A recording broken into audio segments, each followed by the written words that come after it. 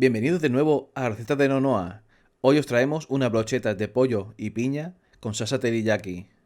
Vamos a comenzar cortando en tacos la pechuga de pollo y la piña. Aquí en Recetas de Nonoa os vamos a traer todas las semanas un vídeo sobre vida saludable y recetas saludables. Hoy toca una receta sencilla pero increíblemente sabrosa. Seguid viendo este vídeo hasta el final, os daremos unos consejos.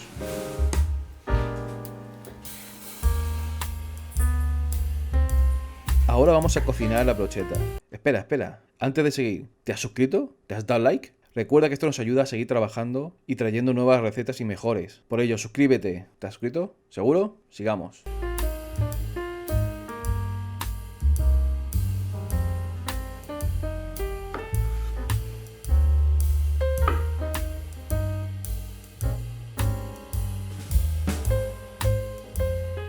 Vamos a montar las brochetas. Para ello vamos a poner un trozo de piña y un trozo de pollo. Y así repetiremos hasta tener todas las brochetas que necesitemos.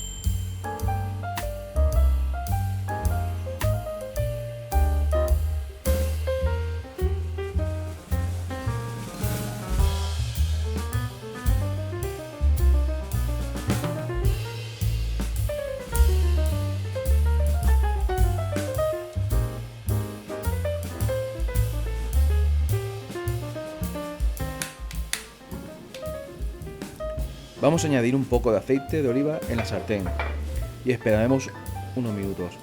Si acercas la mano sin tocar el aceite y notas el calorcito, entonces está listo. Vamos a ir colocando las brochetas y cocinándolas.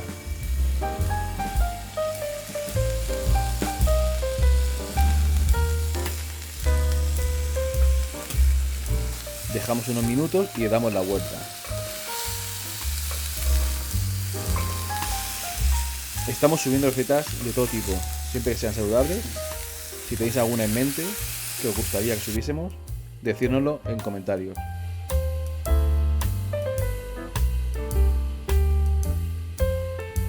Ahora vamos a pintarlas con nuestra salsa teriyaki casera, que por cierto tenéis el vídeo en el canal.